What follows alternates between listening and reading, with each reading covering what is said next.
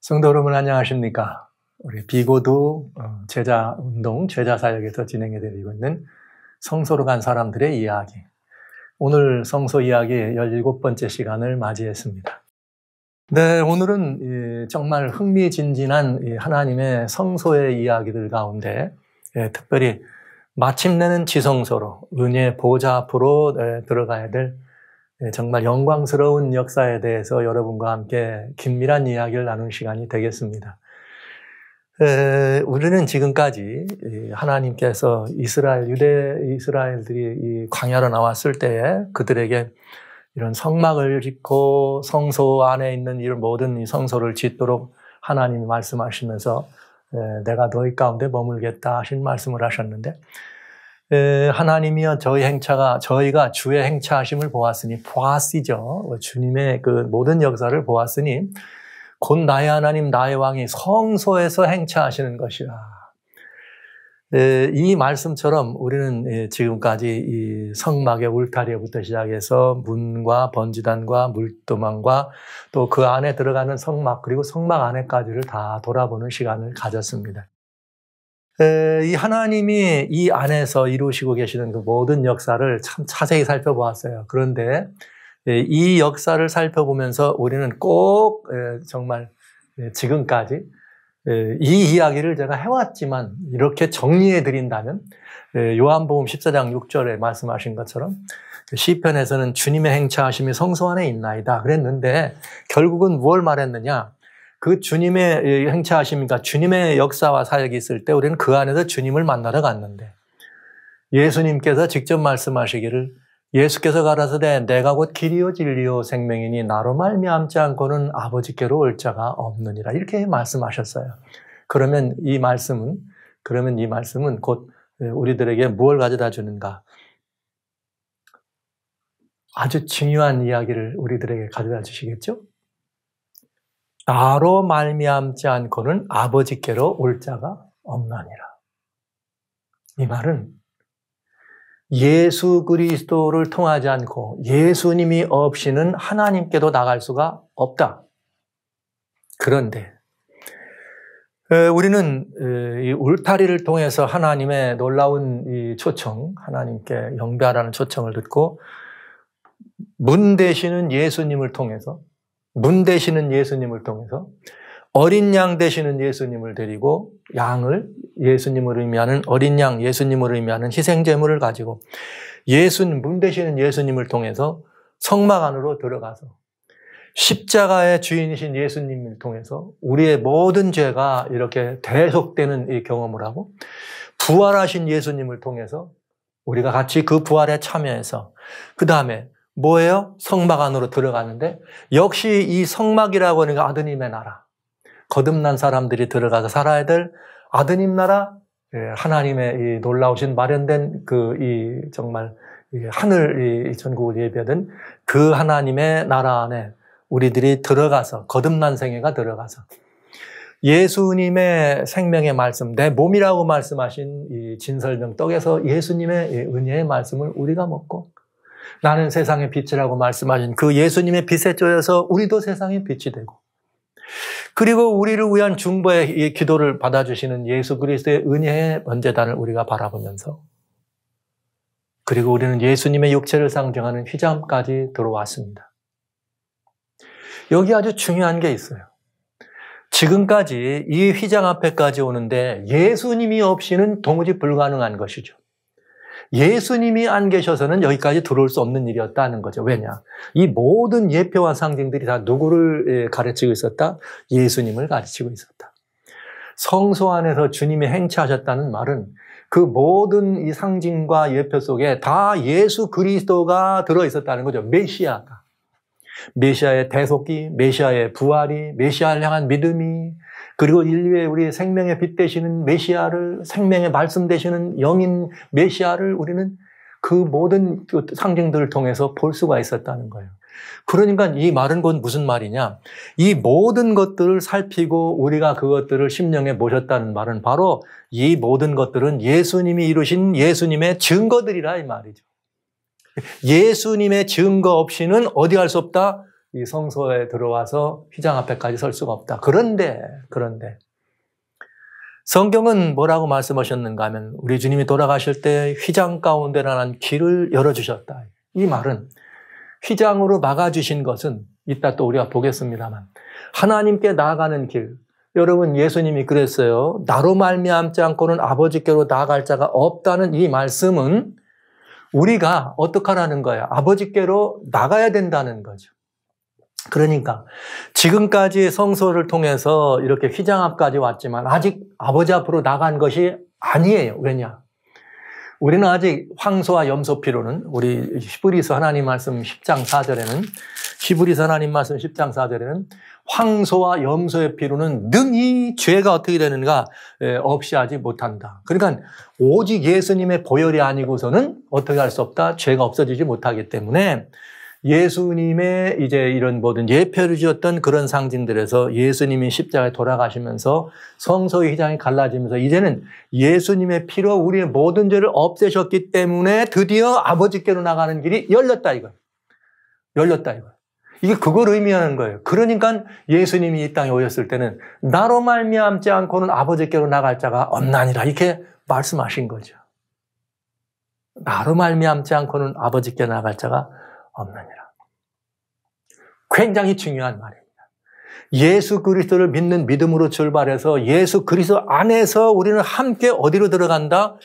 이 휘장 가운데라는 길을 따라 들어간다. 그래서 지난 시간에 우리는 성령의 역사를, 성령의 권능을 보았고 갈라진 휘장을 이렇게 보면서 결국은 우리가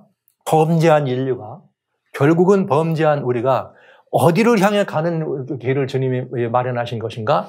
아버지께로, 하나님께로. 여러분, 우리는 중요한 사실 하나 이해해야 됩니다. 그건 이제 뭐냐면은, 이 세상의 모든 피조물들은 하나님과의 관계에서 창조주와 피조물 사이의 관계. 사람도 마찬가지죠. 그런데 사람에게는 하나님께서 우리를 피조물이라고 하지 않고 아버지와 아들이라 이렇게 관계를 명시해 주셨습니다. 우리는 태어나기도 전부터 하나님의 아들 될 운명을 가지고 태어난 존재들이에요. 단지 누구 안에서? 예수님 안에서. 그럼 예수님 안에서 하나님의 자녀들이 되면, 자녀가 회복되면 죄로 말미암아 하나님과의 관계가 막혔지만은 이제 예수님께서 우리의 모든 죄를 다 갚아주심으로 말미암아 하나님과의 관계가 회복됐다면 우리는 다시 하나님의 뭐가 된 거예요? 아들의 이 모든 것들을 회복한 것이죠.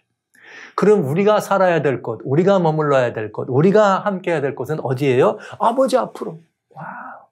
그래서 주님이 말씀하신 거예요. 나로 말미암지 않고는 아버지께로 나올 자가 없느니라. 그럼 예수님을 통하면 어디로 나갈 수 있다? 아버지께로 나갈 수가 있다는 것이죠. 할렐루야! 그리스도인이란 하나님의 아들의 직분, 아들의 이 신분을 회복하고 성령으로 거듭나서 하나님의 아들의 신분을 회복하고 어디서 사는 사람들이냐? 하나님 아버지 앞에서 사는 사람들입니다. 바로 주님이 그 길을 열어놓으셨다는 거죠. 열어놓으셨다는 것이죠. 그 하나님 아버지가 계신 곳이 어디예요? 지성소다 이 말이죠. 지성소다. 와, 예. 그래서 우리는 이 놀라운 역사를 하면서 주님의 이런 초청을 듣는 것입니다. 무슨 초청이냐? 히브리서 6장 19절로 20절에 우리가 이 소망이 있는 것은 영혼의 닷 같아서 든든하고 견고하여 휘장 안에 들어가나니. 여러분 휘장이 어디라 그랬어요? 예수님의 육체, 즉 지성소와 성소를 가르는 그때까지는 들어갈 수 없었어요. 황소의 피로는, 염소의 피로는 들어갈 수 없었어요. 그러나 이제는 예수님이 직접 피를 흘리셨기 때문에 우리는 그 휘장 안에 들어가나니 지성소죠. 왜냐? 그리로 앞서가신 예수께서 멜기세덱의 반차를 쫓아 영원히 대제사장이 되어 우리를 위하여 들어가셨느니라. 할렐루야. 저 사실은 오늘 이 17번째 이 시간 이 지성소 휘장 안으로 여러분들을 초청하는 이것 때문에 많이 참았어요. 이 끓어오르는 이 하나님의 그 정말 하나님의 불을 이 사실을 알고 이 사실을 영접하고 이 사실대로 산다는 것은 엄청난 특권이고 세계 모든 인류가 들어야 될 이야기고 여러분과 저는 이것 때문에 기절할 만큼 말이죠. 그야말로 기절할 만큼 놀라운 감격에 휩싸여야 합니다. 나로 말미암지 않고는 아버지께로 올 자가 없다는 그 말씀을 주님이 하셨을 때는 원래 우리가 서야 될 곳이 어디라는 거예요? 아버지 앞이라는 거예요. 죄로 말미암아 그 길이 막혔는데 주님이 이제는 어떻게 하셨다는 거예요? 휘장 안으로 들어가 주셨다고. 그런데 어떻게 들어가셨느냐? 이제 우리 주님이 이 보혈을 흘리심으로 말미암아서 그 안에 들어갈 수 있게 됐다는 이야기죠. 그러니까 주님은 먼저 들어갔는데 누구를 위해서? 우리를 위해 들어가셨다. 그러면 이 말은 무슨 말이에요? 우리를 위해 들어가셨다는 말은 우리더러 그 안으로 따라서 들어라는 말씀이죠. 들어라는 말씀. 여기 다른 이유 가지시면 안 돼. 그 이유를 보죠. 우리를 그렇게 초청하셨는데 우리가 거기에 들어갈 수 있는 자격 또한 주님이 주신 것입니다. 그 얘기는 똑같이 히브리서 10장 19절 20절 외우기도 쉬워. 형제 여러분, 제가 요거는 현대인의 번역으로 여러분들이 아주 알기 쉽게 되어 있으니까. 형제 여러분, 그러므로 우리는 예수님의 피로 떳떳하게 지성소에 들어갈 수 있게 되었습니다. 할렐루야. 이 말은 주님이 십자가에서 우리의 모든 죄값을 갚으셨기 때문에 이제 우리는 하나님께 우리가 죄 삭신 사망의 이것을 정죄 아래 있지 않아요. 죄값을 갚았으니 이제는 주님께서 그래 주셨으니까 우리는 떳떳하게 어디로 들어가? 지성소로 간다. 거기 누가 계시니까? 아버지가 계시니까. 그래서 예수님도 뭐라고 그랬어요? 아버지께로 나가야 된다고. 누구를 통해서? 나를 통해서. 근데 여기 절묘하죠? 보시죠. 그분은 우리를 위하여 자신의 몸인 휘장을 찢어 새로운 생명의 길을 열어 놓으셨습니다. 할렐루야. 이 휘장은 곧 예수님의 육체를 의미한다 이 말이에요. 휘장은 곧 예수님의 육체를 의미했다. 그런데 그 예수님의 육체를 의미한 그 휘장을 둘로 찢었습니다. 그리고 주님이 가셨습니다. 길을 열었다 이 말이죠. 그러니까 주님이 나로 말미암지 않고는 나갈 수 없는 길을 열어놓으셨다. 성도 여러분, 우리는 그리스도인으로서 일상을 살아갈 때 누구와 함께, 누구 앞에서? 예수님과 함께 휘장 안에서 아버지 앞에서 사는 사람들이란 사실을 또 명심해 주시기 바랍니다. 이거는 이 복음은 우주 거민과 우주 만민들까지라도 포함한 모든 인류가 들어야 될 복음이었습니다. 우리 기독교는 이 사실에 대해서 책임이 있어요. 무슨 책임? 아직도 하나님을 모르는 사람들에게 그들의 죄값을 갚아주신 예수님이 계신데 그 예수님을 모르고 말이죠. 하나님께로 나가는 길이 열렸는데도 불구하고 들어오지 않고 따라가지 않는 그들을 향해서 오라 여기 문이 열렸도다. 여기 예수님이 문이로다는 이 사실을 큰 소리로 목이 터지라고 외쳐서 만민이 돌아오도록 해야 될 의무와 책임이 있는 것이죠. 거기는 바로 지성소. 지성소에는 언약궤를 중심으로 쉬은 자와 그룹 천사가 있는 이 언약궤를 중심은 지성소 혹은 증거궤라고 하는 거기로 누가 들어가셨어요? 예수 그리스도가 대제사장이 되셔서 들어가셨다. 누구를 위하여? 우리를 위하여. 그리고 우리한테 뭐라고 그러는 거예요? 들어오라고, 따라오라고 초청하신 거죠. 언제부터? 십자가 이후부터. 굉장히 중요한 초청입니다. 그럼 이제 지성소 조금 돌아봐야 되겠죠? 지성소. 출애굽 25장 8절에 보면은 내가 그들 중에 거할 성소를 그들을 시켜 나를 위하여 지어라 이렇게 말씀하세요. 그러면서 성소는 이렇게 저렇게 지으라 그러고 장막의 식양과 기구의 식양을 그대로 다 보여주셨습니다. 그대로 다 보여주셨어요. 그런데 맨 처음에 그 집이 있고 방을 만든 다음에 장을 들여놔야 되는데 하나님은 그리 안 하셨어요. 맨 처음에 무엇부터 만들라 그랬냐면 언약궤를 만들어라, 궤를 만들어라. 이게 굉장히 중요하죠. 그러니까 하나님의 이게 궤를 먼저 만든 이 사건 자체가 놀라운 의미가 있는 거예요. 놀라운 의미. 궤를 짓다. 장이 1규빗, 광이 1규빗 반, 고가 1규빗 반이 하더라. 그 다음에 궤 안에는 뭘 하는 거냐? 내가 내게 줄 증거판을 궤 속에 둬라. 그러니까 이 궤란 말은 언약 궤를 말했는데 거기에는 증거판을 놓는 것입니다. 그런 다음에 정금으로 속죄소를 만들어서 궤를 덮어라. 그 다음에 그 정금 속죄소 두 끝에도 뭘 만드냐? 그룹 천사를 만들어서 금으로 만들어서 두어라. 이렇게 하면서 이렇게 이 하나님의 이 언약궤를 만든 것을 우리는 보게 됩니다. 그러면 이제 여기에 이제 이렇게 돼 있어요. 하나님의 이 언약궤를 만들고 속죄소를 궤위에 얹고 내가 줄 증거판을 궤 속에 넣어. 그러니까 이 세 가지가 다 포함된 거예요. 언약궤가 있어요. 언약궤는 증거판이 들어가는 것이에요. 그 다음에 증거판이 넣었으면 뭘 덮어야 돼요? 뚜껑을 덮어야죠. 그 뚜껑이 속죄소예요. 그러니까 이게 언약궤는 이렇게 세 가지 이렇게 매우 중요한 언약궤가 있고 그 안에 들어있는 증거판이 있고 덮여있는 속죄소가 있고 덮고 있는 그룹천사가 있었다. 이게 언약궤 전체를 설명해 주고 있습니다. 그런 다음에 매우 중요해요. 매우 중요해. 그건 뭐냐? 바로 이것이에요. 거기서 내가 너와 만나고, 네. 어디서? 속죄소. 그 증거궤에 있는 두 그룹 사이에서 내가 이스라엘 자손을 위하여 내게 명할 모든 일을 내게 보이리라, 말하리라, 이르리라. 여러분, 분명하죠? 예수님은 나를 통하여 아버지께로 나가라. 아버지께로 나올 자가 없다. 나를 통하지 않으면 나오란 말이에요. 그리고 대제사장이 되어서 이 휘장 안으로, 지성소 안으로 들어갔다 그랬어요. 우리들을 뭐 하라 그래요? 따라 들어오라 그래요. 왜 들어가야 되느냐? 여기 이렇게 됐잖아요. 거기서 내가 너와 만나고. 이때는 특별한 모세에게 주신 말이에요. 모든 사람 못 들어가서. 왜? 아직 뭐가? 황소와 염소피로는 죄를 없이 할 수 없으니까. 아직은 죄값을 갚지 않았기 때문에 들어가지 못해. 모세만 하나님의 특별한 은혜로, 속죄의, 구속의 하나님의 그런 이 필요에 의해서 모세에게는 요 특권을 주었지만 결국은 이게 뭐예요? 내가 너와 만난다는 이 말은 우리 모든 사람들이 다 거기서 하나님을 대면에 만나는 곳이라는 것을 이렇게 분명히 보여줍니다. 지성소, 언약궤, 속죄소가 존재하는 이유는 우리가 거기서 하나님을 만나는 것입니다, 여러분. 할렐루야, 놀랍지 않습니까? 이것이 하나님이 제일 먼저 만든 기명. 그 성서에 많은 기명이 있었지만 제일 먼저 만든 기명은 뭐였느냐? 내가 너와 뭐 할 곳이에요? 만날 곳이라 이 말이에요. 만날 곳, 만날 곳, 만날 곳. 예. 아, 참. 생각하면 정말 놀라운 일입니다. 아, 정말 놀라운 일입니다. 예. 이것이 바로 휘장한 지성소, 언약궤 위의 속죄소, 이 목표예요, 목표. 하나님이 우리를 거기서 만나시려고 하는 것. 이것을 우리들이 외면한다는 건 있을 수가 없는 일이죠.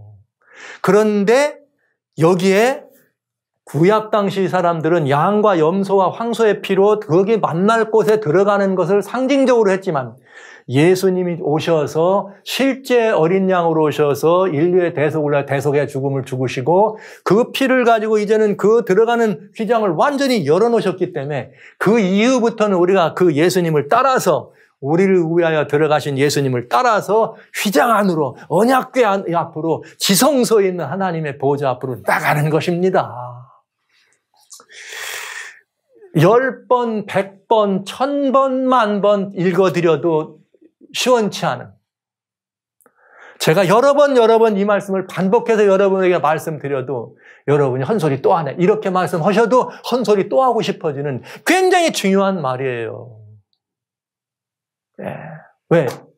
하나님의 소원은 우리와 함께하는 것이에요. 우리를 자녀 삼아서. 조금 볼게요. 그 휘장 안이 지성소인데 거기에 이렇게 들어있는 이 모습들을 그냥 그 기명들만 보면은 정금으로 된 언약궤다. 그 규모는 이게 길이가 2규빗, 광이 1규빗 반, 높이가 1규빗이다. 그 다음에 속죄소는 언약궤 뚜껑이니까 1규빗 반의 높이에 올려졌으니까 정금 속죄소는 장과 광만 필요하죠. 높이는 어디에 올려놓는 거예요? 1규빗 반에 올려지는 거다. 그 위에는 두 그룹이 천사가 있었다. 그 다음에 그 안엔 뭐가 들어가느냐? 증거판이 들어간다. 이 증거판이란 신명기 4장 13절에 보면 하나님이 친히 기록하신 10계명이다 이렇게 되어 있어요. 10계명이다. 네, 두 돌판으로 되어 있는 10계명이다. 그러니까 언약궤는 증거판을 담는 그릇이에요. 그리고 속죄소, 토탈 이 언약궤 전체를 말하면 이스라엘 자손을 뭐 하는 것이에요? 만나는 것이에요. 이게 지성소 그 휘장 안에 있는 언약궤에 들어있는 아름답고 복된 우리를 향한 주님의 행차하심입니다. 제가 이렇게 막, 그야말로 흥분 안 할 수가 없습니다. 지금 많이 여러분에게 설명드리느라고. 제 안에 있는 이 불을 막 지금 두드리고 내리고 있어요. 아, 정말 보여드리고 싶어. 하나님의 이 놀라우신 섭리, 이 오묘한 이치, 그리고 하나님의 이 깊으신 의미, 내가 너를 만나리라. 이런 하나님의 소원을 안다는 게 얼마나 놀라운 일입니까? 그리고 그 소원을 예수님께서 예수의 증거들을 가진 사람들을 향하여 그 길을 열어놓으셨다는 게 얼마나 놀랍습니까, 여러분? 어떻게 이걸 제가 살살 말해요? 제가 더 말재간이 있어가지고 아름다운 말로 이렇게 잘 이렇게 수식해서 여러분들에게 더 감동적으로 증거할 수 없는 게, 그렇게 못하는 게 정말 늘 주님께 죄송합니다. 그리고 제 자신이 얄미울 때가 있어요. 너무 얄미워. 은혜는 받기를 다 받으면서 하나님께 말이지 이런 걸 소개할 때는 겨우 이렇게밖에 못하나. 그래서 제 자신이 얄미울 때가 있어요. 그러나 여러분, 이 사실은 정말 너무나 아름답고 놀랍고 뭐라고 한마디로 표현할 수 없는 하나님의 마음을 이 안에서 볼 수 있다는 거죠. 한번 보시겠어요? 보시죠. 정금 언약궤. 언약궤는 말씀드린 대로 자, 조각목으로 지은 궤. 정금으로 쌓았어요. 안팎을 다.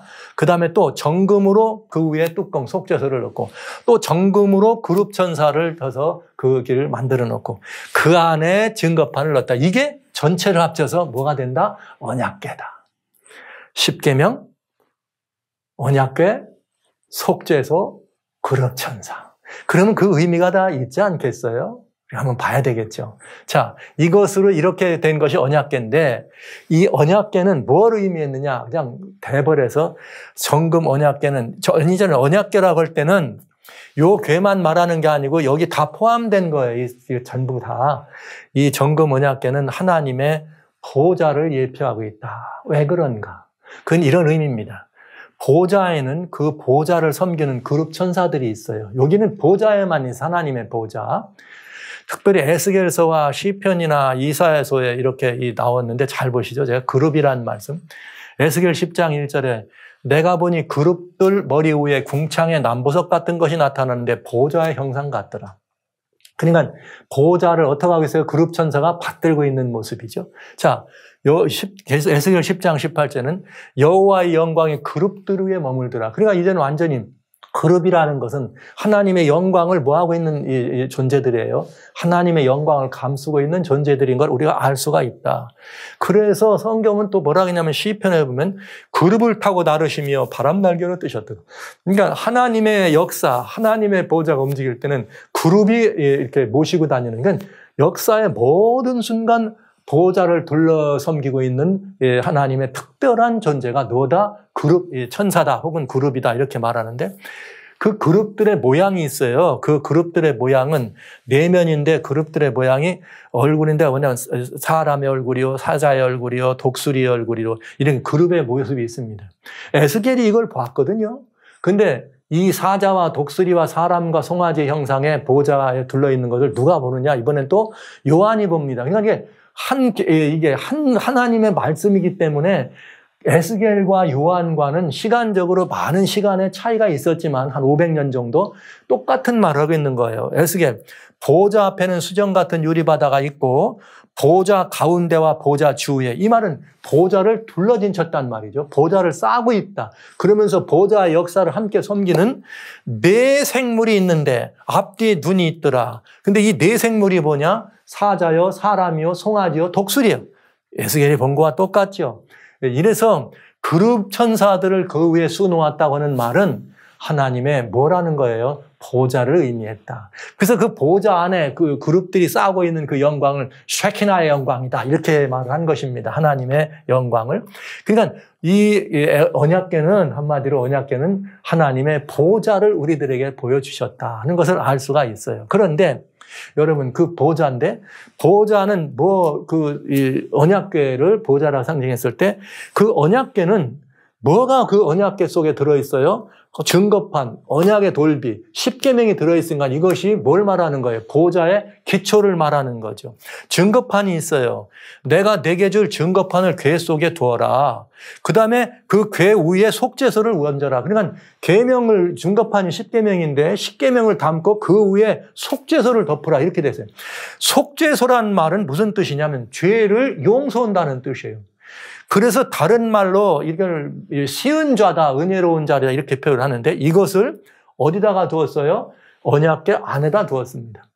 왜 이것이 언약궤가 증거판이냐? 신명기 4장 13절에는 여호와께서 그 언약을 너에게 반포하고, 그러니까 하나님의 이 계명은 사실은 하나님과 우리 사이의 언약입니다. 언약, 약속이에요. 아름다운 약속.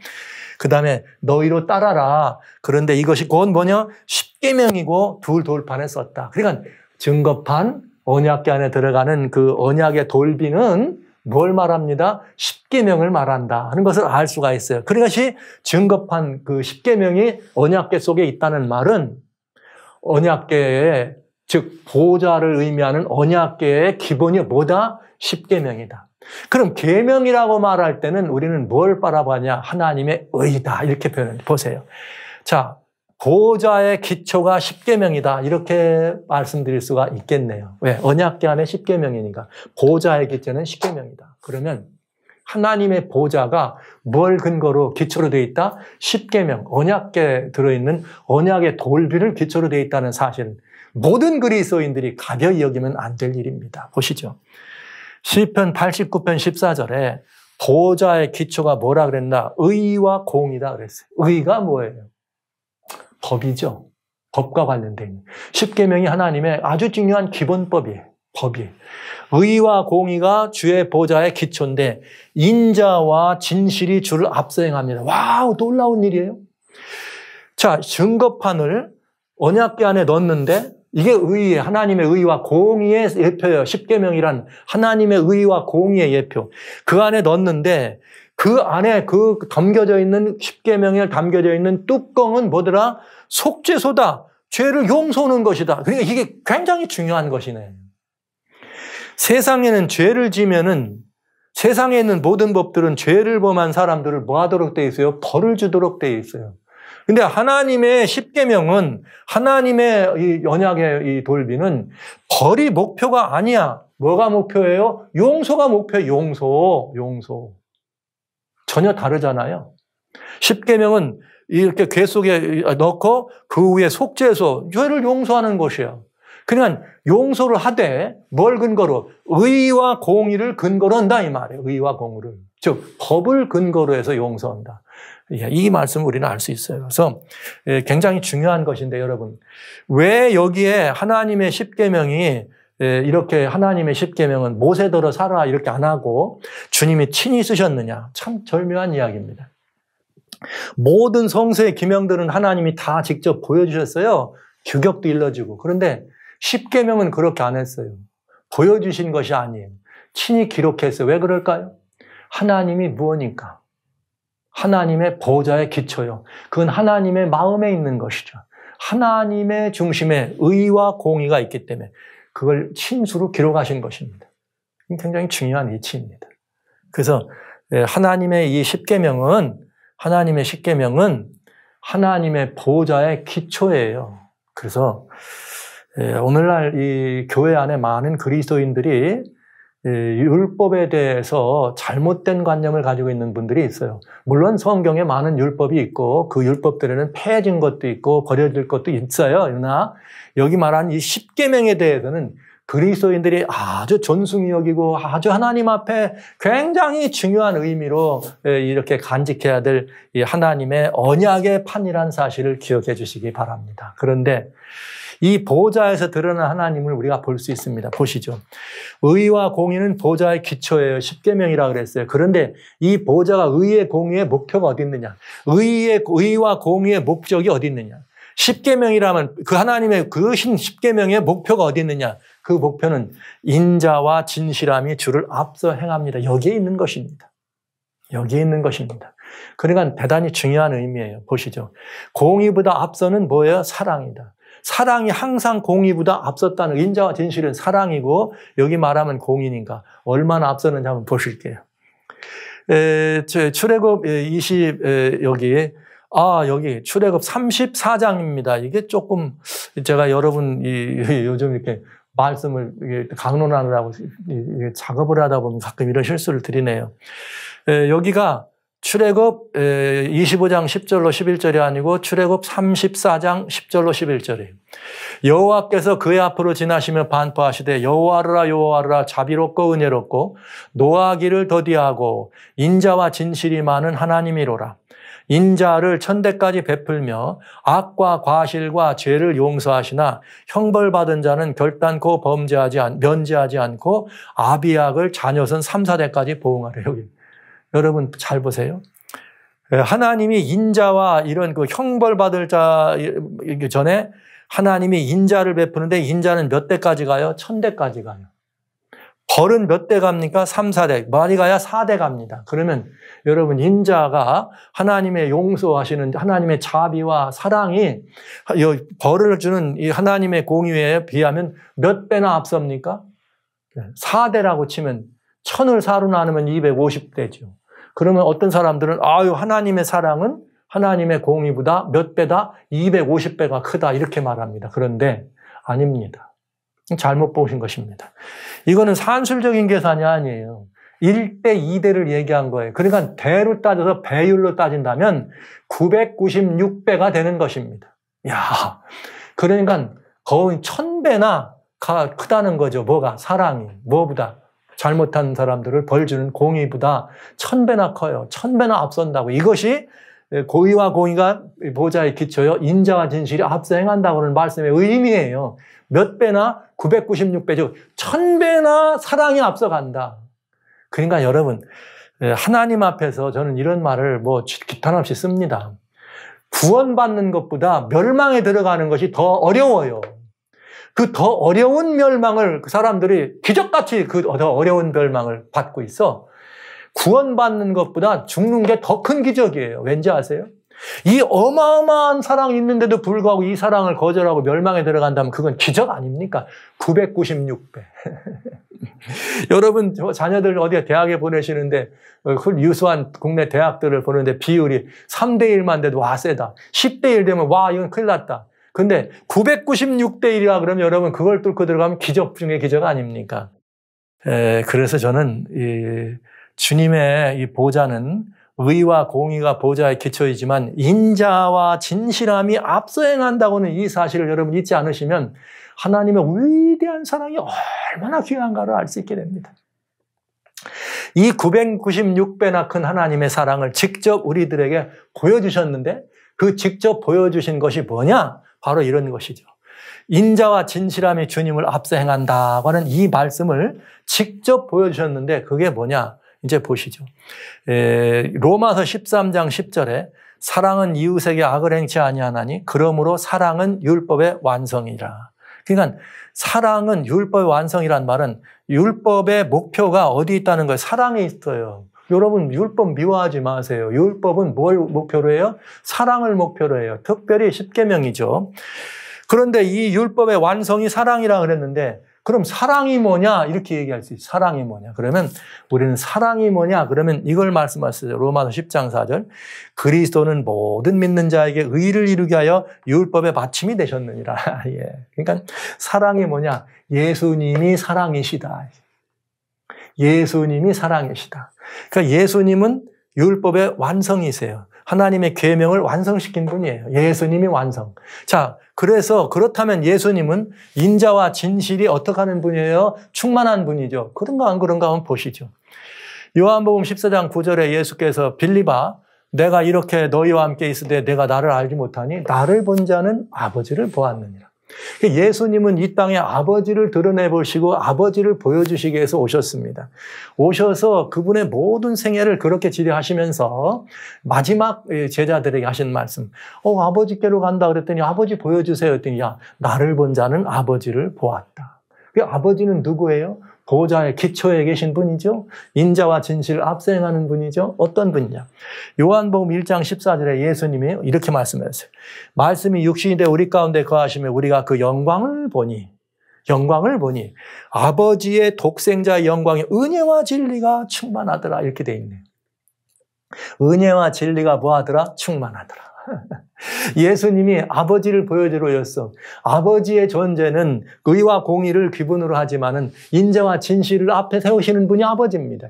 그 아버지를 보내주시러 오신 예수님은 은혜와 진리로 어떻게 하더라? 충만하더라. 예수님이 사랑 덩어리다 이 말이죠. 독생자, 아버지의 독생자의 영광. 그러니까 이 영광이라는 말은 알고 봤더니 그 사랑의 성품의 영광인 걸 알 수 있는 거예요. 율법의 마침은 예수님이다. 제가 그랬어요. 여기 성경이대로. 그러면 사랑이 뭐냐? 예수님이다. 여기 있잖아요.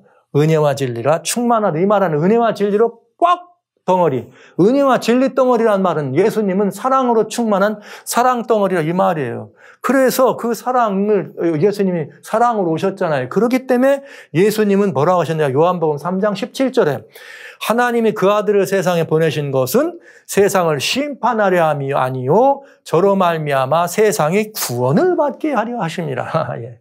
그러니까 벌써 다 왔어. 이 심판의 의미는 뭐냐?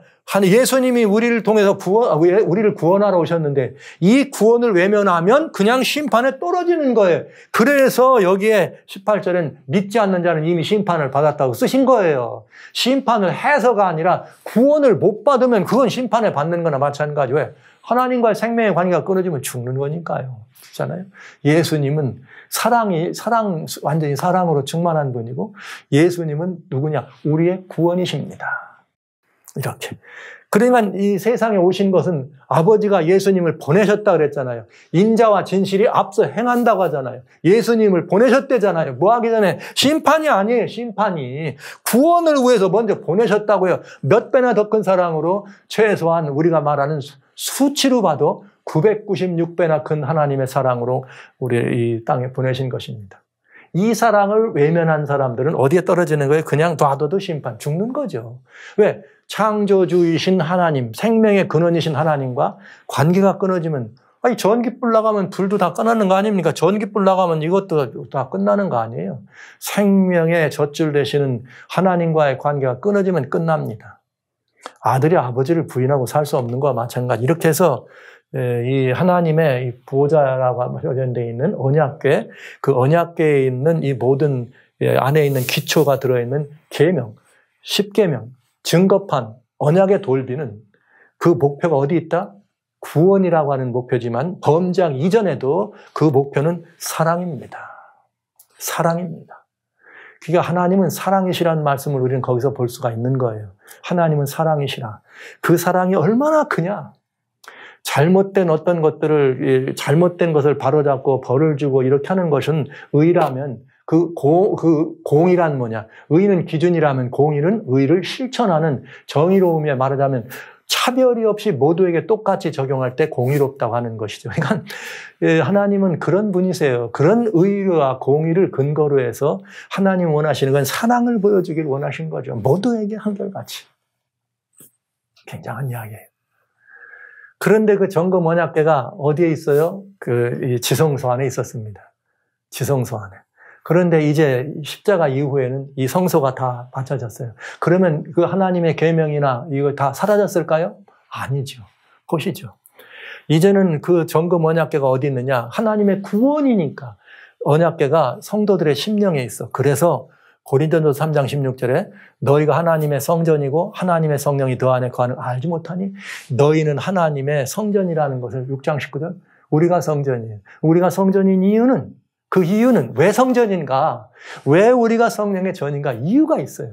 히브리서 8장 10절에 주께서 가라사대 그날 이후에 내가 이스라엘 집으로 세울 언약이 이것이니 내 법을 저희 생각에 두고 저희 마음에 이것을 내가 어떻게 하리라? 기록하리라.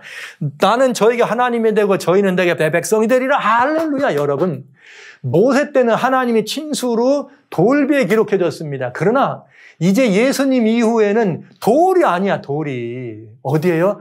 우리들의 심령 속에 하나님께서 친수로 하나님의 법을 씌워주셨다고요. 그러면 이게 무슨 법이겠어요? 기본적으로 십계명이지.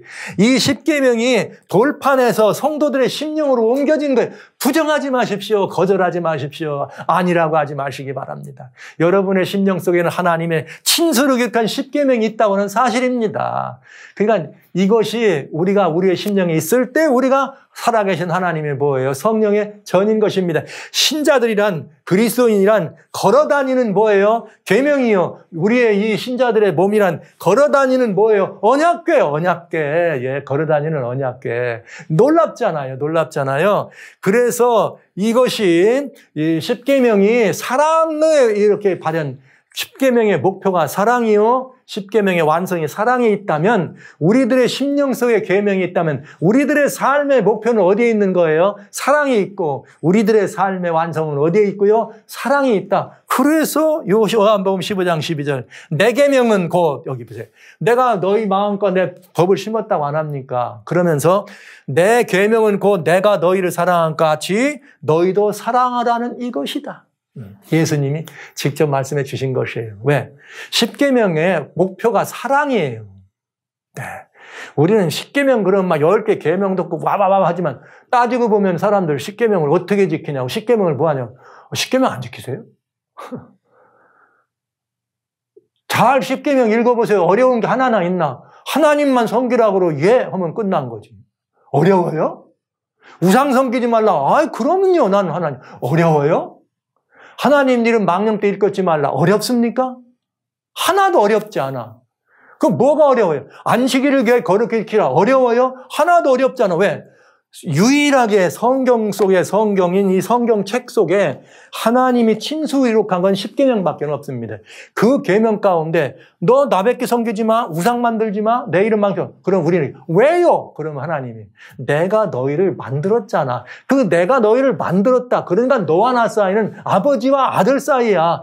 아버지와 자녀 사이야. 이 관계를 규명한 게 네 번째 안식일 계명이 있어. 그게 어려워요? 그런데 그리스도인이라 칭하면서도 그걸 안 지키려고 애쓰고 바등바등 우겨서 바꿨다고 아니라고 하고 애쓰는 모습을 보는 것은 정말 하나님의 마음을 아프게 하는 일이 되겠죠. 그게 어려워요? 내 부모를 공경하라. 그게 어려운 거지. 그렇죠? 살인치 말라, 간음치 말라, 도적질하지 말라, 거적 증거하지 말라. 이게 어려운 거죠. 왜 어려워요? 어렵게는 안 하려고 하니까 어려운 거지. 하려고만 먹으면 예수님의 사랑대로 살려고 하면 아무 어렵지 않아. 왜? 그래서 예수님이 그 말을 사랑하라 하신 다음에 이 말을 받은 요한은 우리와 같은 성도예요. 그의 계명은, 예수님의 계명은 이것이니 곧 그 아들 예수 그리스도의 이름을 믿고, 왜? 예수님을 믿으면 우리 안에 뭐가 와요? 심령 속에 하나님의 법이 새겨져. 믿고 그가 우리에게 주신 계명, 믿으면 믿고 영접하는 순간 법이 새겨져 우리에게 주신 계명이 생겨. 그러면 우리는 서로 뭐하라? 사랑할 것이니라. 할렐루야. 이래서 하나님은 사랑이라는 말씀을 하는 것이고 그 의와 공의를 근거로 해서 사랑을 앞서 행하시는 분이기 때문에 사랑이고, 그 하나님의 사랑이 예수님을 통해서 낱낱이 증거됐고, 우리가 아직 죄인 되었을 때 우리 주님께서 우리가 돌아가심으로 아버지의 우리에 대한 사랑을 확증하셨느니라. 로마서 5장에 주님 말씀하셨죠. 그러셨고, 그 다음에는 이제는 예수님을 믿으면 우리가 그에게 그의 아들 예수 그리스도의 아들을 믿으면 하나님의 자녀가 되고, 하나님은 우리들에게 너는 내 자식이야 라고 하나님의 법을 새겨주고 심령 속에. 그러면 이 법을 우리의 심령에 새겼으니 이제는 우리가 하나님의 언약궤가 되고 하나님의 계명을 가슴에 품었으니 우리도 뭐 하는 거예요? 그 계명의 정신인 사랑을 완성시켜야 안 됩니까? 그러니까 너희도 뭐하라? 계명대로 서로 사랑할 것이니라. 이렇게 돼 있네요. 하나도 안 어려워요. 안 따르려고 하니까 어렵지. 네, 바로 이 문제입니다. 살라고 하면 이대로 살라고 하면 하나도 안 어려워. 뭐만 하면 돼요? 예수 그리스도를 어떻게 하면 이름을 믿고 영접하면 된다. 그래서 여기 요한 여기 일서에는 우리 주님께서 우리들에게 굉장히 중요한 말을 했어요. 자, 우리가 여기 이렇게 계명대로 사랑하라. 그러니까 그럼 주님 계명 어렵네? 그랬더니 주님은 요한일서 여기 이렇게 5장 3절에 우리가 하나님을 사랑하는 것은 이것이니 우리가 그의 계명을 지킨다. 이 말은 그거 명령하신 사랑하라는 명령을 따른다 이 말이에요. 그의 계명은 무거운 것이 아니라 여기 요한일서 5장 4절에 대저 하나님께로 난 자마다 거듭난 자마다 거듭난 자마다 세상을 이긴다. 세상을 이긴 이것이니 우리의 믿음이니라. 할렐루야. 그러니까 계명이 어렵다고 하는 말은 하나님을 사랑하지 않는다는 말이에요. 네, 이렇게 표현하면 되는 것입니다. 그리고 또 뭐예요? 무거운 것이 아니라 그 다음에 우리가 하나님의 계명에 대해서 무시하는 것은 거듭난 사람이 아니라는 증거예요.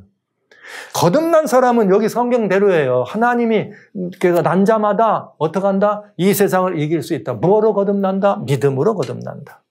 영접하는 자 곧 그 아들의 이름을 그 아들의 이름을 믿는 자에게는 하나님의 자녀가 되는 권세를 주셨나니 거듭나는 거죠. 이 정금 언약궤는 이런 것들을 우리들에게 아주 심오한 것 같지만 단순하고 심플한 의미입니다. 정리.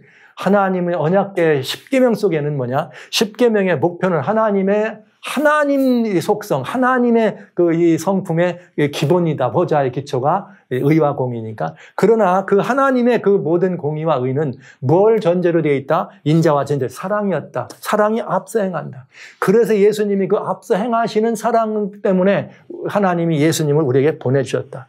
성소의 성막을 지을 때도 그 사랑의 발로 때문에 언약궤를 제일 먼저 진 거예요. 거기를 이렇게. 그렇게 지으신 것처럼 예수님 보내셔서 아버지의 사랑을 유감없이 우리들에게 보여주셨다.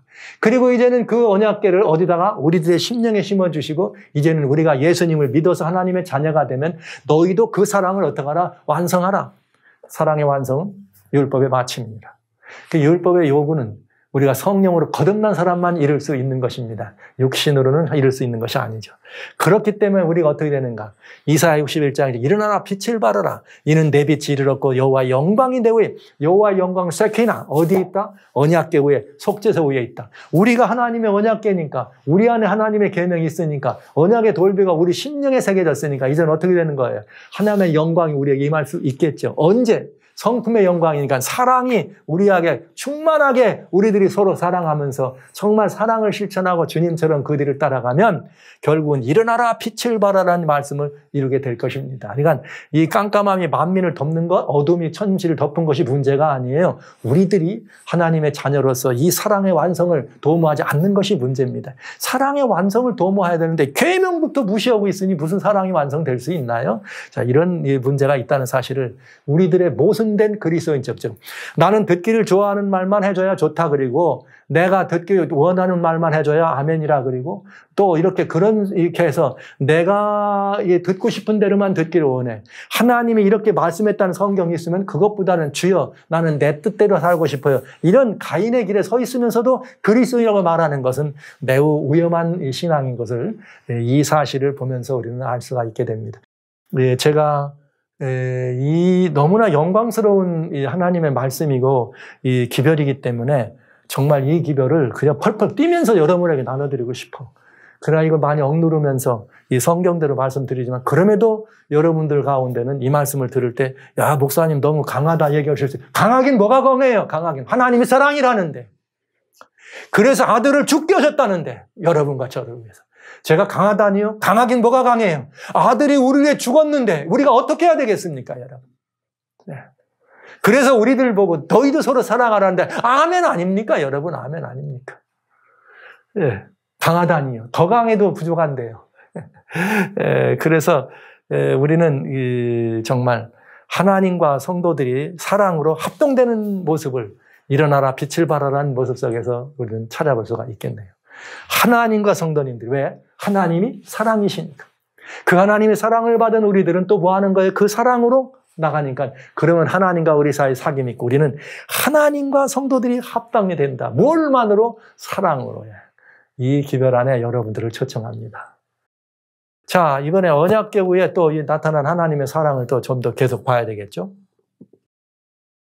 여기 이렇게 됐어요. 조각목으로 궤를 짓는데 언약궤의 높이가 1규빗 반이다. 1규빗 반이라 그러면 뭐 이게 약 1.5m보다는 조금 얕은 정도 이렇게 정금으로 쌌어요. 근데 거기다 속죄소라 그랬어요. 이렇게 속죄소. 근데 속죄소의 이름이 뭐냐면 이 카포라스라고 하는 이게 뭐냐 멀시 시트예요. 멀시 시트. 즉 시은 자 은혜를 베푸는 곳.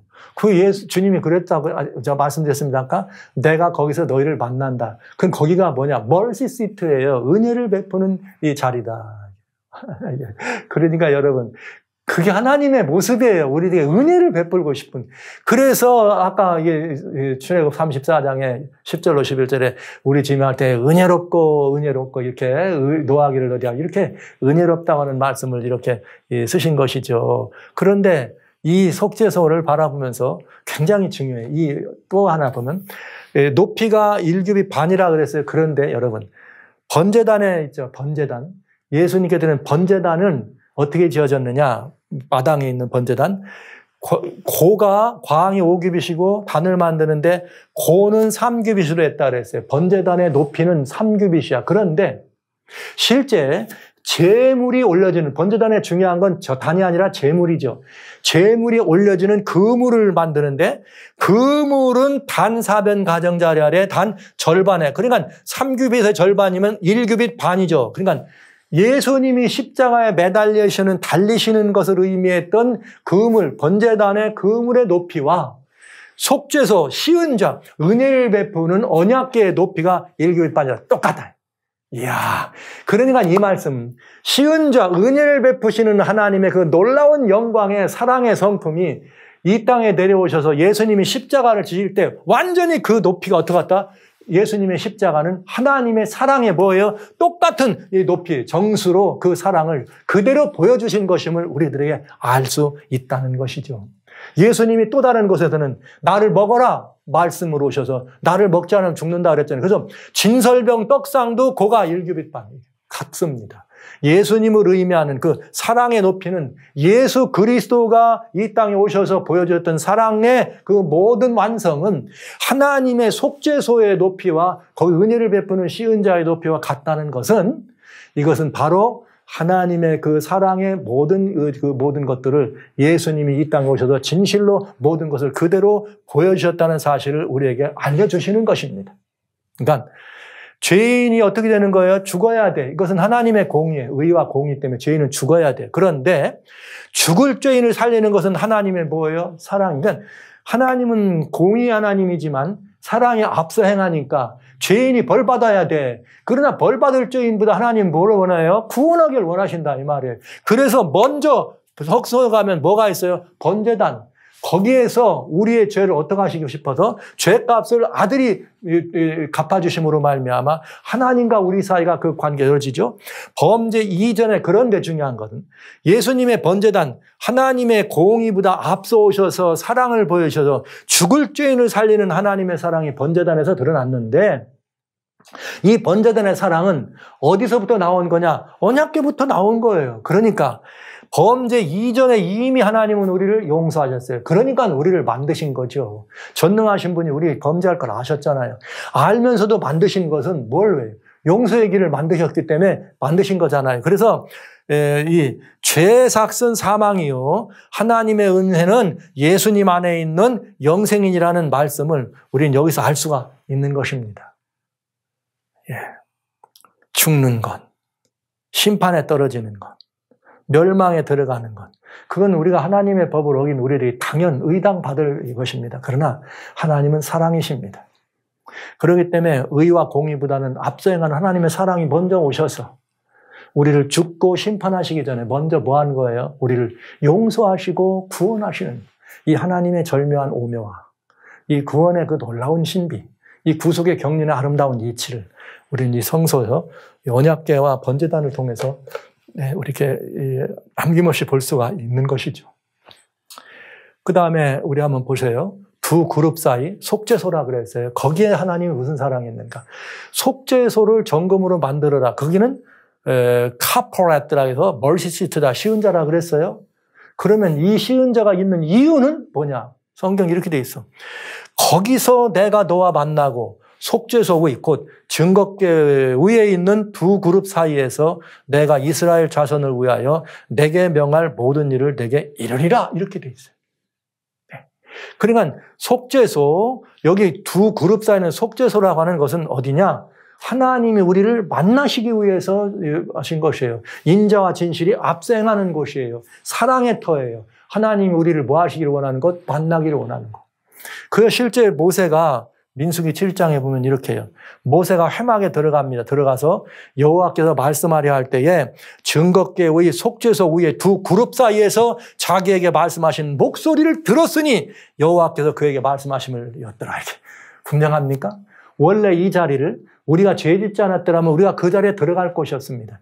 그러나 아직까지도 모세가 있고 아직 구약의 이 시대에 죄싹을 치러지지 않고 언약의 피로서만, 황소나 염소나 양의 피로서만 우리 메시아가 오셔서 그렇게 할 것을 예표됐기 때문에 아직 우리 모두는 들어갈 수가 없었습니다. 그런데 이제 어떻게 된 거예요? 우리가 거기서 만날 수 있도록 우리를 만나준 속죄소가 바로 뭐라? 우리를 대면하는 곳이다. 이것이 속죄소, 이거의 목표입니다. 하나님의 우리 인류를 위한 하나님의 초청이요. 하나님의 원래 소원이 어디에 있는 거예요? 시은자, 속죄소예요. 우리를 만나서 거기서 더불어 사는 거. 그렇기 때문에 하나님과 사람 사이의 죄인의 중간에 가로막힌 담이 있었잖아요. 죄로 말미암아. 예수님이 황소나 염소의 피로는 죄를 없애할 수 없었기 때문에 들어갈 수 없었지만 예수님이 직접 돌아가심으로 말미암아 이제는 속죄소로 들어갈 수 있는 휘장이 쭉 갈라지면서, 쫙 갈라지면서 우리는 휘장 가운데로 난 길을 볼 수가 있는 것입니다. 이게 뭐예요? 하나님과 죄인 사이에 가로막힌 담을 예수님이 어떻게 하신 거예요? 허무른 거죠. 죄값을 갚았으니까. 죄를 없이 하셨으니까. 네. 죄를 없이 했단 말은 이런 말이 죄가 언제 없어지느냐? 용서하면 없어지는 거예요. 죄는 언제 없어지느냐? 갚아버리면 없어지는 거예요. 여러분 그게 굉장히 중요한 이치죠.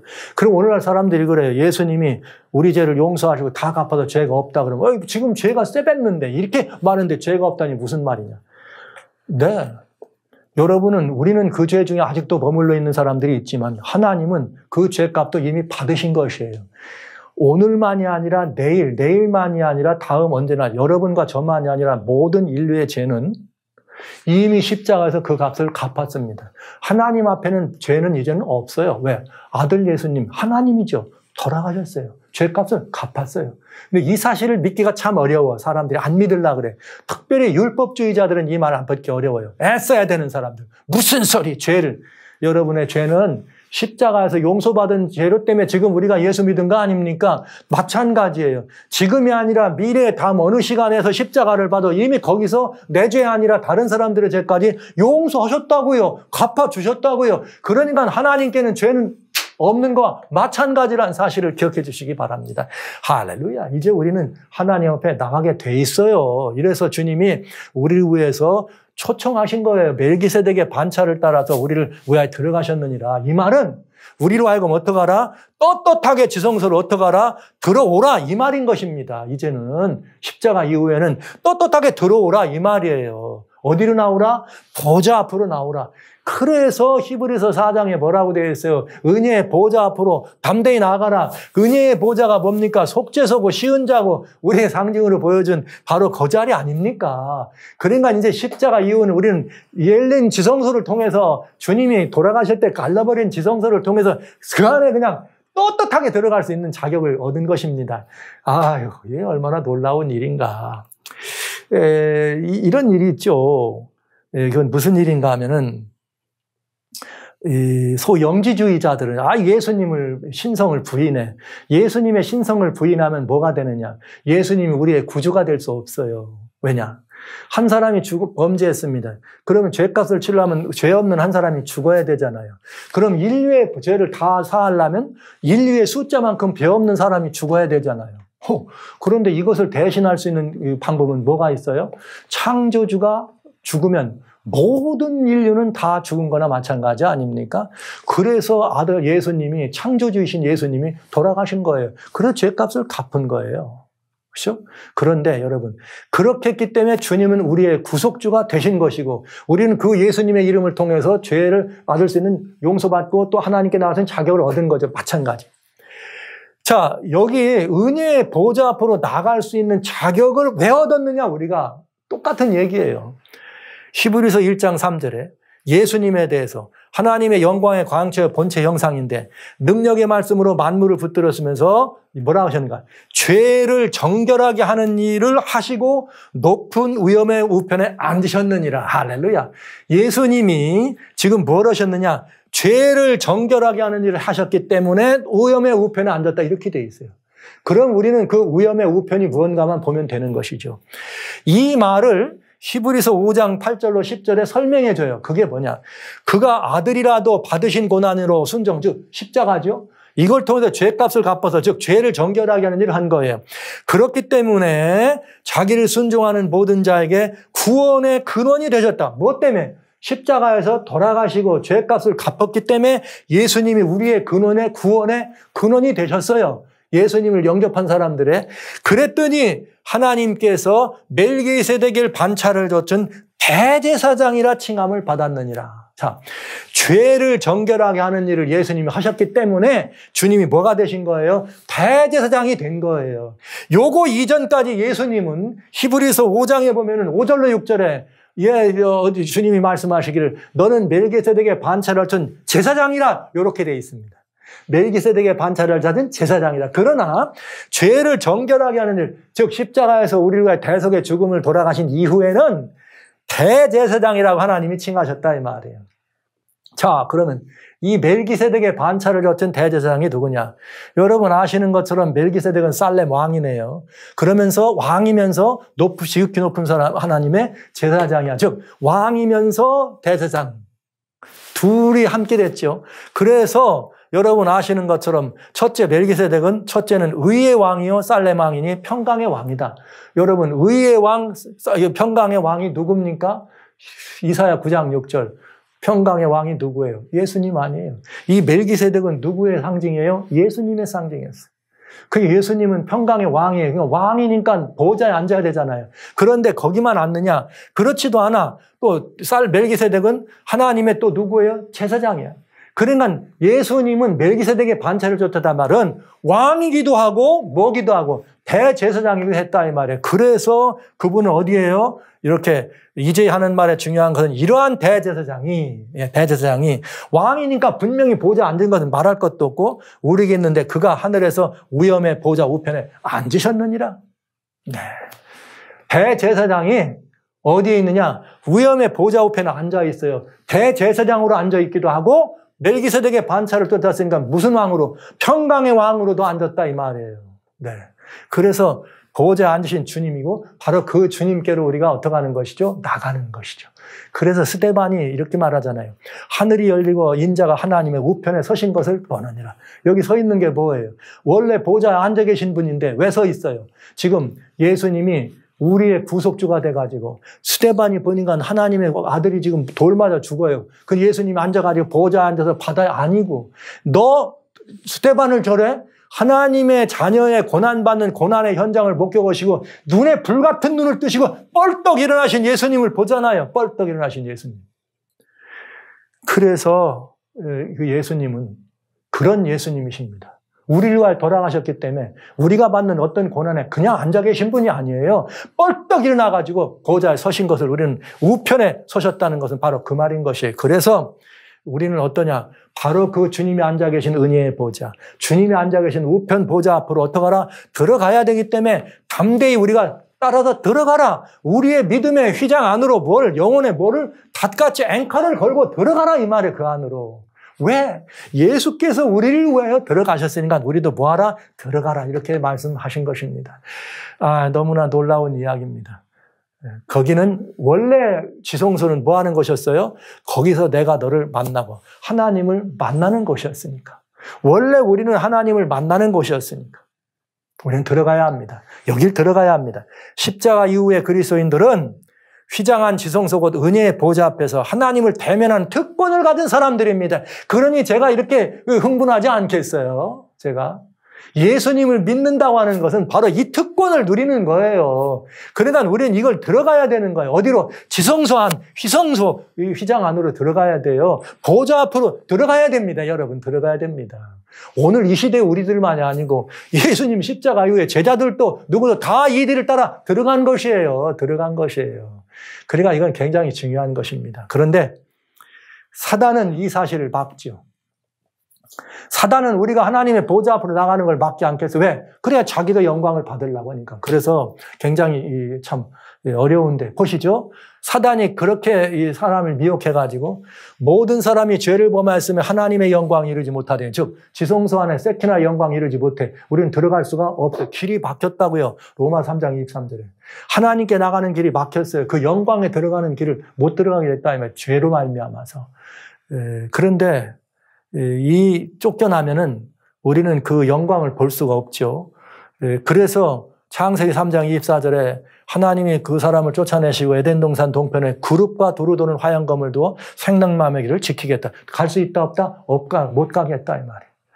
그래서 여러분 이 하나님의 이 영광을 이 모세가 그 시내산에 올라가서 이렇게 이 영광을 대면할 때 하나님께서 넌 나를 보면은 살 수가 없어. 죽어야 돼. 그래가지고 어떡합니까? 출애굽 33장 영광을 보여주세요. 그랬더니 노노노노 너 나 보면 죽어. 그래가지고 어떤 일을 해요? 내가 너 지나갈 때 내가 네 앞에 갈 때 바위 틈에 너를 숨겨줄게. 33장 18절 모세가 가로되 주의 영광을 내게 보이소서. 그랬더니 하나님이 너 내 얼굴을 보지 못해. 나를 보면은 살 자가 없어. 그 영광은 우리가 감히 볼 수가 없어요. 영광을 보고 살 수가 없다. 그래서 출애굽 33장 22절에 내가 영광이 지날 때에 내가 영광이 지니까 하나님의 존재 자체가 영광이다. 내가 너를 반석 뒤에 숨겨뒀다. 여러분 반석이 누구를 의미해? 예수님 아닙니까? 신령한 반석. 반석 뒤에 숨겨놓고 내가 지나도록 너를 이렇게 덮었다가 손을 거둘게. 그리고 출애굽 34장에 하나님의 이렇게 지나가시면서 여호와로라 여호와로라 여호와라 이름을 선포하시고 가신 것입니다.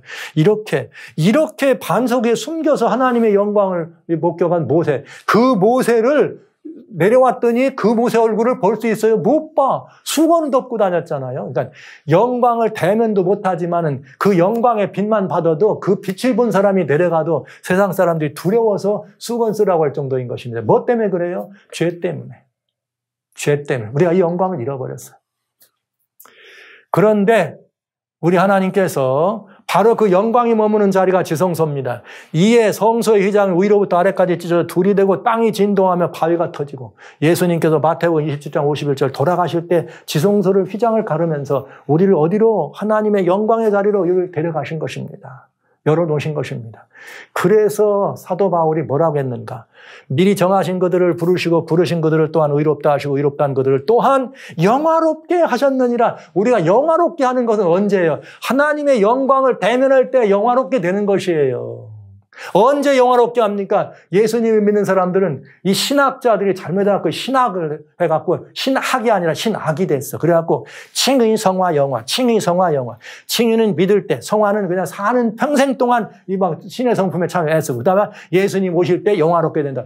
성경은 뭐라고 되어 있어요? 이미 주님은 그들을 영화롭게 하셨느니라. 과거형 아닙니까? 과거형. 왜요? 지성소 안으로 우리가 들어가면 영광을 대면해. 그 영광을 대면하는 순간 우리가 영화롭게 되는 거예요. 모세는 그렇게 되면 안 했는데도 우리가 그 영광을 볼 수가 없었잖아요. 모세 얼굴에 있는 영광 그렇죠. 그러나 이제는 주님을 따라서 우리가 휘장 안으로 들어가면 어떻게 된다? 영화롭게 하셨느니라. 할렐루야. 여러분은 영광스러운 존재들이에요. 왜? 하나님의 아들, 딸이니까요. 살아신 형제자매 여러분, 하나님의 아들, 딸로 살아주시기 바랍니다. 영화로운 존재로 살아주시기 바랍니다. 어디 앞에서? 지성소, 하나님의 은혜의 보좌 앞에서. 그래서 우리는 베드로후서 1장 4절에 말한 신의 성품에 참여하는 사람들이 돼야 돼. 요한일서 이렇게 말씀하신 것처럼 우리가 사귀는데 1장 3절에 우리가 사귀는데 우리의 사귐은 아버지와 아들과 우리가 함께 사귀는 것이에요. 우리의 사귐은 아버지와 아들과 함께.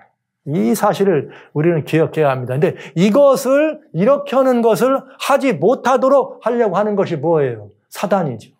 그래서 예수님 십자가 이후에 중세 교회는 무슨 일을 했어요? 하나님의 십계명 속에는 언약궤 안에는 계명을 받고 그래야 언약궤의 계명을 바꿨단 말은 그게 하나님에 대한 절대적 관에 대한 도전이죠.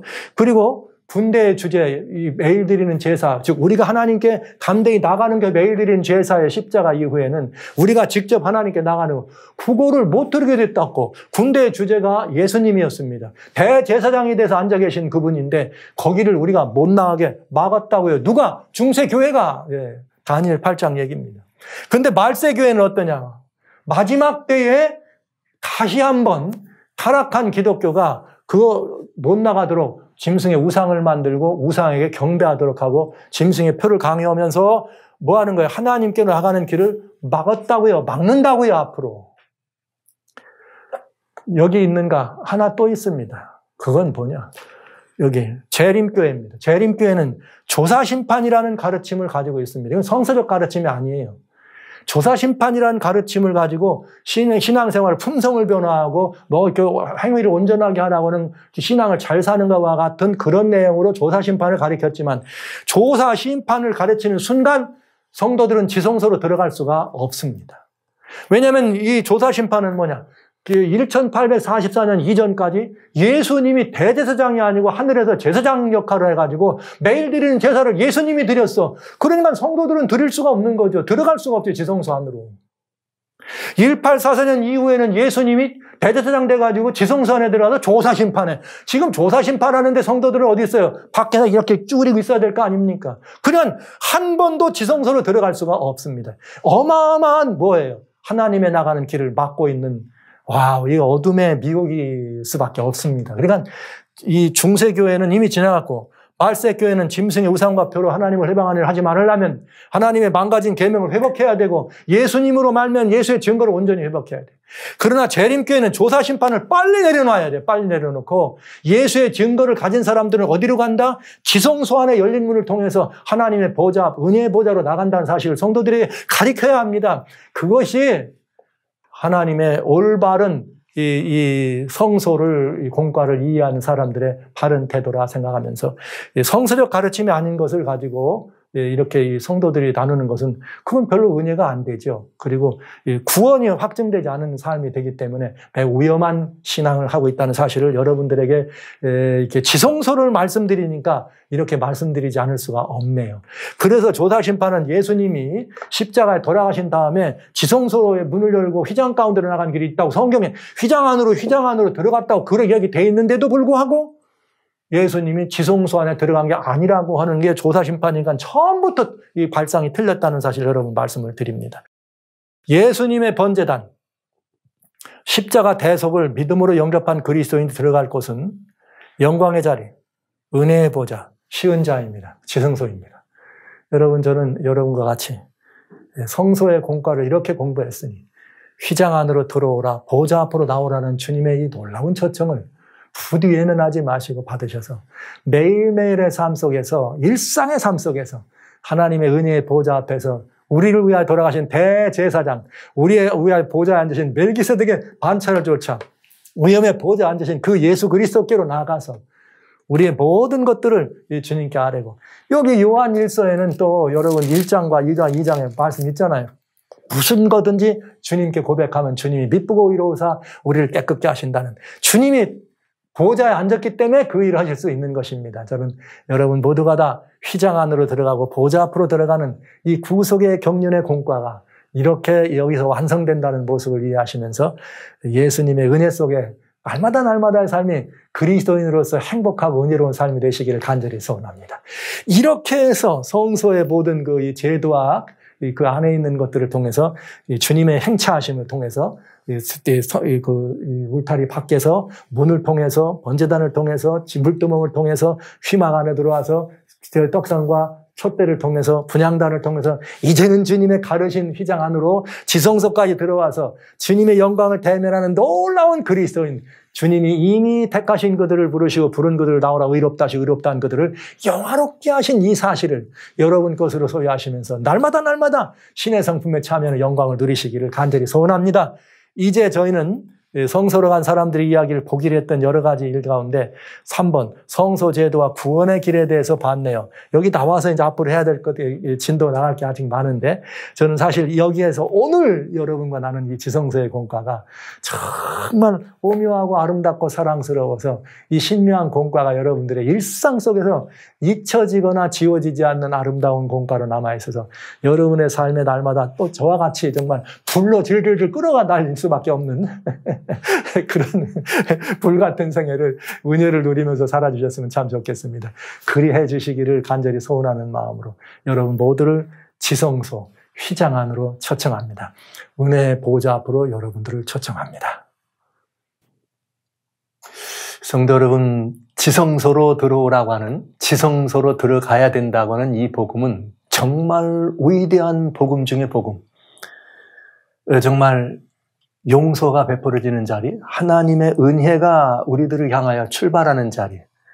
그래서 거기서 모든 인류는 살 길을 발견하고 또 정말 참된 삶의 가치와 행복을 마음껏 누릴 수 있는 그 자리로 들어오라고 하는 주님의 초청은 참으로 놀라운 복음이요 영원한 복음입니다. 만약 이것이 누군가에 의해서 혹은 무엇인가에 의해서 잘못 전달되어서 그 영원한 복음이 흐려지거나 지성소로 가는 길이 막히거나 또 그 길이 이렇게 열려있지 않고 닫힌 채로 우리들에게 공개되지 않는다면 그것은 기독교만이 아니라 어마어마한 인류 전체를 향한 아주 불행한 일이 되겠습니다. 아주 불행한 일이 되겠습니다. 그리고 그것은 하나님 앞에 굉장히 중요한 배도가 되겠습니다. 그런데 불행하게도 우리는 이 교회 역사를 바라보면서 중세 타락한 기독교가 초대교회의 이 모든 것들을 저버리고 하나님의 이 진리의 말씀을 왜곡하면서 모든 성도들로 하여금 지성소로 들어가는 길을 막았습니다. 그런가 하면 종교개혁을 일으켰지만은 종교개혁에 우리 이후에 탄생한 개신교회는 중세 기독교가 변개한 하나님의 10계명을 바꿈으로 말미암아 그것을 그대로 회복하지 않음으로 말미암아 아직도 지성소로 들어가는 일이 우리들에게 정말 형통하지 아니하고 꺼리는 일이 될 수밖에 없는 사정을 만들어 놓은 것이죠. 게다가 특별히 또 재림교회는 조사심판이라고 하는 가르침을 가리켜서 완전히 이 지성소로 가는 길을 막았습니다. 이것은 인류를 위하여 아주 불행한 일이며 기독교를 위해서는 말할 것도 없이 이것은 굉장히 위험한 일이기도 합니다. 그래서 한 목사로서 그런 부분들에 대한 양심의 고백을 다시스로 가는 배라고 하는 이 책 한 권에 실었습니다. 이 책은 하나님의 말씀이 어떻게 지성소로 우리를 들어오라고 하는지를 보여주고 그리고 어떻게 또 특별히 조사심판이라고 하는 이 가르침이 잘못된 가르침인가를 여러분들에게 성경이 말씀하신 대로 공개해 준 책입니다. 그래서 한 번쯤 이 위대한 복음의 공과가 우리들에게 다시 회복되고 온 인류를 위한 정말 중요한 복음으로 증거되는 이 일을 위해서 저는 우리 교회를 향해서 기독교와 재림교회를 향해서 이 책을 우리 주 예수 그리스도의 이름으로 정말 진실된 마음으로 호소하는 마음으로 올려드리게 되었습니다. 근데 이 책은 영상으로도 이미 여러분 유튜브 영상으로도 여러분에게 공개되었고요. 그 다음에 이 책을 여러분들에게 지금은 무료로 모든 성도님들에게 하나님의 은혜로 발간된 책이기 때문에 여러분들에게 무료로 제공해드리고 있습니다. 영원한 복음의 진수를 우리가 가로막히지 않고 환하게 열어가는 그 일을 위해서 여러분에게 꼭 일독을 권해드리면서 여기 나와 있는 진리를 회복을 위한 큰 다짐입니다. 다시스로 가는 배 이 책을 무료로 여러분들에게 제공해 드리니까요. 아무 부담 없이 한국, 미국의 전화번호가 여기 들어있네요. 010-792-1981. 미국은 949-573-3243. 전화 주십시오. 문자로 주시기 바랍니다. 여기 한국은 전화를 하시면 저희가 받을 수가 없습니다. 그저 그냥 메시지를 문자로 짤막짤막하게 문자로 넣어주시면은 책은 바로바로 우송이 되고 지금 많은 분들이 이 책을 그저 지금 잘 받아서 많은 은혜를 함께 누리고 있다고는 연락을 받고 있습니다.